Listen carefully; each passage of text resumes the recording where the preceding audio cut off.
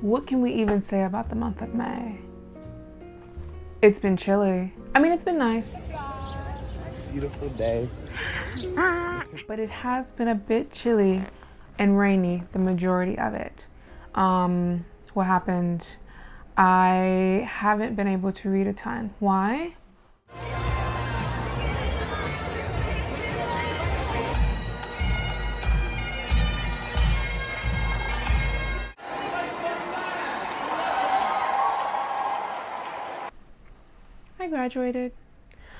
I graduated and while finals was kicking my ass, preparing for graduation was kicking my ass. We went through a tumultuous time this May, but we're here, we're at the end of it, we made it through, and what can I say except May? We'll start with the book that I finished. It was an easy finish in May, Network Effect by Martha Wells, part of the Murderbot Diaries series. Network Effect is the only novel in the series. It's like proper length, not like the novellas like this. Proper length novel. We went through a lot. The teens and me and Murderbot, we went through a lot. Something happens. We're on a mission where we're like, everything's kind of going as normal in the beginning, and then we're going back home, and then we get kidnapped, and something happens to our friend that we made way back in like book 2, and we just have to like try and save more humans. We're adopting more humans, we're trying to save more humans. Yeah, one of my favorite series probably ever is Martha Wells put her foot in that. It is so good. What did I read next? Oh, I read Antimatter Blues by Edward Ashton, which is the sequel to Mickey 7. And I talked the last video about how Mickey 7, the Mickey 17 didn't really allow for a sequel, but Mickey 7, if you've read it, does.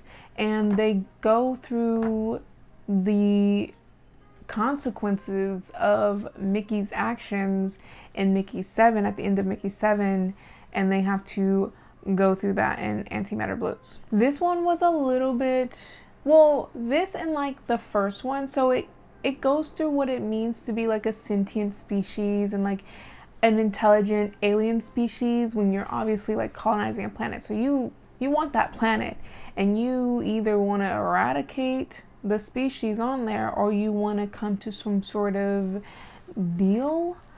This was the last book in this duology. It was a duology, and I was like semi-satisfied with the end because there's a character that makes a certain choice, and I don't agree that that would have been of this character to make this choice. Like, it was such a weird, I was just confused by that. I just feel like they were trying to, I just feel like Edward Ashton maybe was just trying to like wrap up the series in a little bow and just be like, yay, we're all happy now. Like, and I was like, I don't know if that makes the most sense, but okay.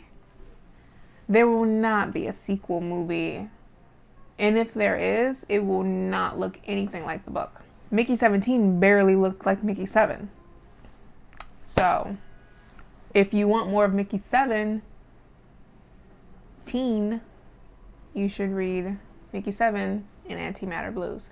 Overall though, I had a great time reading it. It was a great reading experience.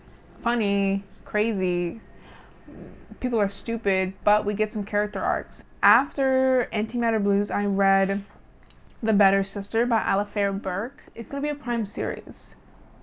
When I tell you this book was crazy, it's like Lifetime Network crazy. Here's what happens. And mind you, what I'm about to tell you is basically on the back of the book.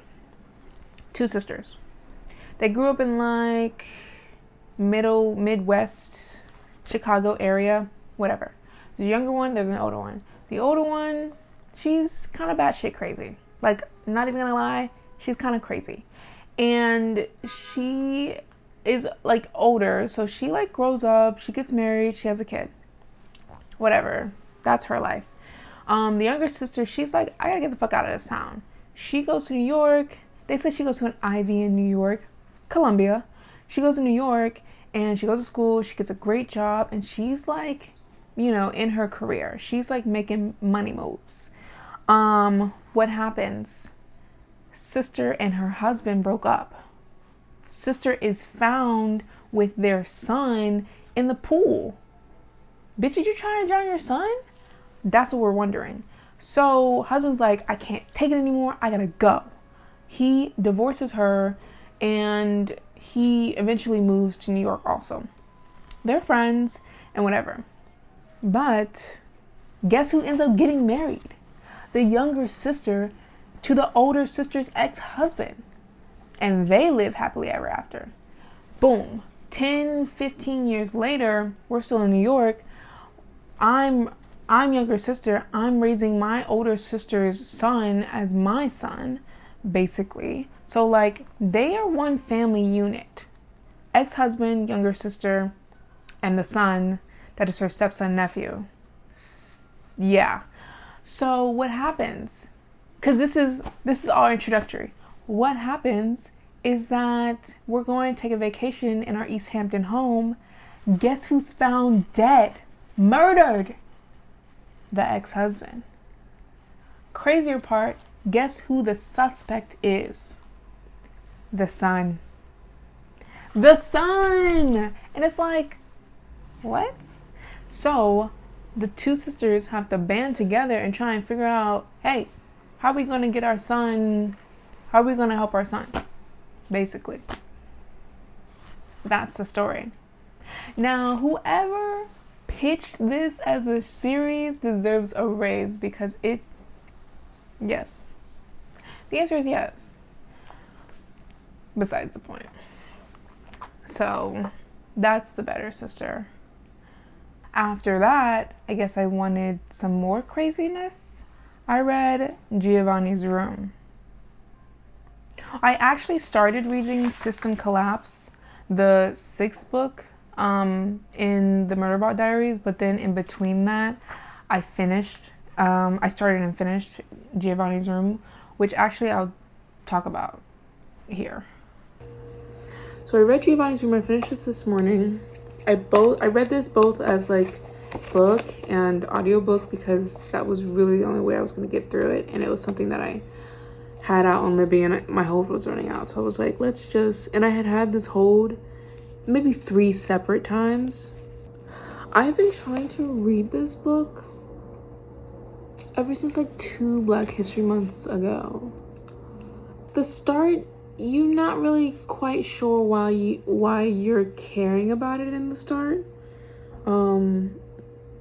I stopped reading this back when I first got it. I stopped reading this probably when David first met Giovanni and they were in that taxi with Guillermo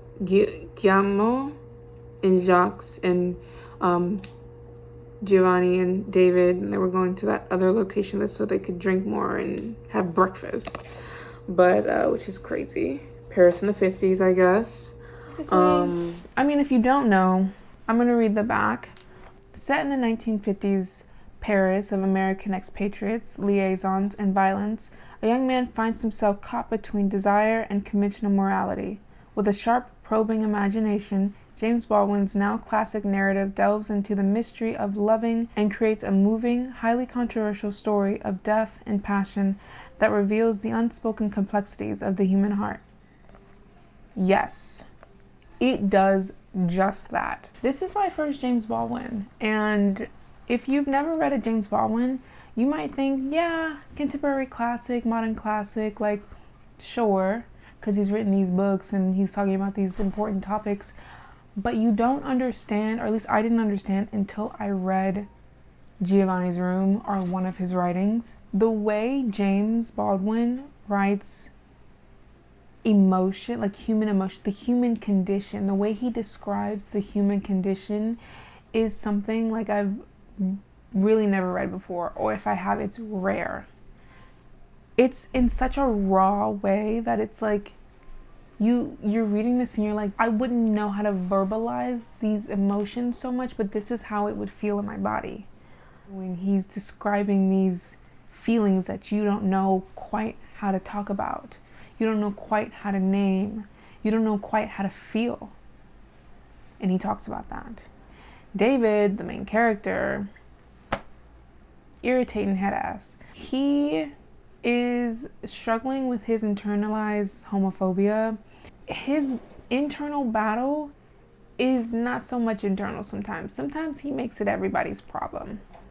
And that is his problem. He needs to sit down and talk to somebody, but I just feel like he thinks he's better than that. This man, Giovanni, crash out.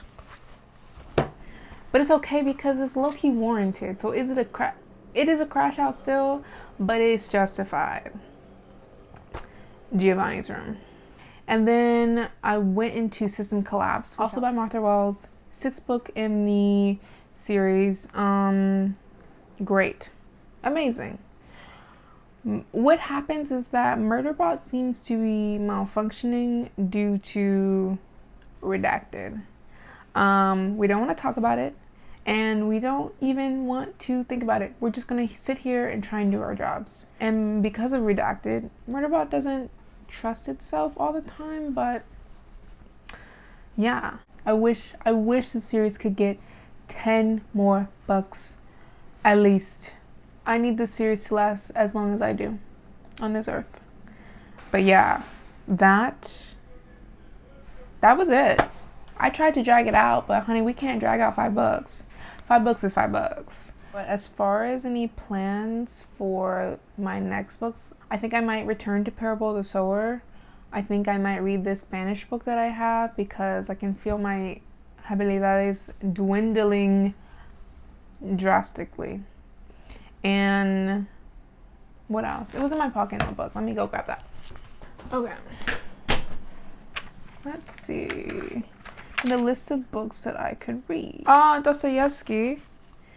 Camus. So is my solution to get into classics. Acts of Desperation, Clash of Kings. I'm not doing that.